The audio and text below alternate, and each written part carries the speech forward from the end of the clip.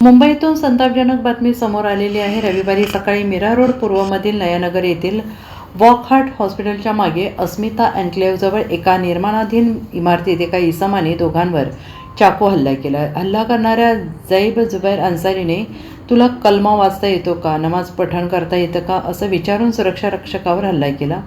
धर्म विचारून हल्ला झालेल्या या घटनेमुळे सर्वत्र संतापाची लाट उसळली आहे। या घटनेनंतर भाजपाचे आमदार गोपीचंद पडळकर यांनी आक्रमक प्रतिक्रिया देत मोठी मागणी केली आहे।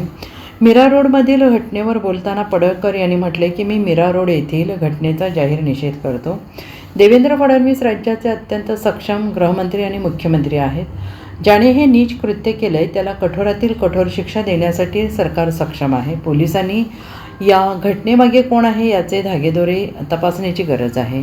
धर्म विचारून वार करणं म्हणजे यांची मगरुरी मोठ्या प्रमाणावर वाढलेली आहे। ही मगरुरी आता थांबवावी लागेल। मी या घटनेचा निषेध करतो। राज्याचे मुख्यमंत्री देवाभाऊ अत्यंत सक्षम मुख्यमंत्री आणि गृहमंत्री आहेत। ज्यांनी हे नीचपणाचं कृत्य केलेलं आहे त्याला कठोरातली कठोर शिक्षा देण्यासाठी सरकार सक्षम आहे।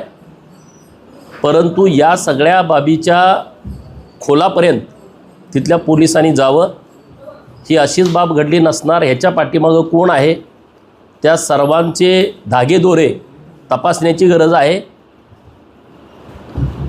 धर्म विचारून वार करणं म्हणजे यांची मगरुरी इतक्या मोठ्या प्रमाणात वाढलेली आहे। ही मगरुरी कुठंतरी आता थांबवावी लागेल।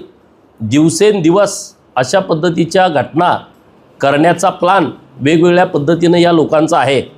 लव जिहाद, लँड जिहाद, होट जिहाद, ज्यूस जिहाद, कॉर्पोरेट जिहाद, आता तर हे नवीनच प्रकरण आलं समोर।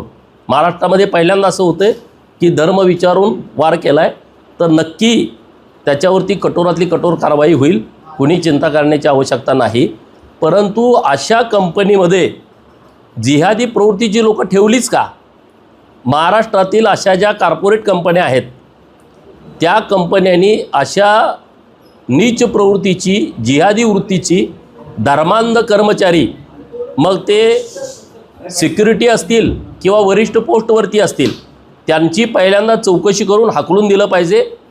एकही अशा वृत्तीचा माणूस कंपनीमध्ये कामाला ठेवता कामा नये, जो हिंदू मुलींची छेड काढतो, हिंदू मुलींना ब्लॅकमेल करतो, हिंदू मुलींचे व्हिडिओ तयार करतो, परत त्यांच्यावरती वेगवेगळ्या लोकांच्याकडून अत्याचार घडवून आणतो, असे अनेक लोक जे कंपनीमध्ये बसलेले आहेत त्या सगळ्यांची चौकशी करून त्यांना त्या कंपन्यातून काढून टाकलं पाहिजे। Bureau report SBN Marathi, Mumbai.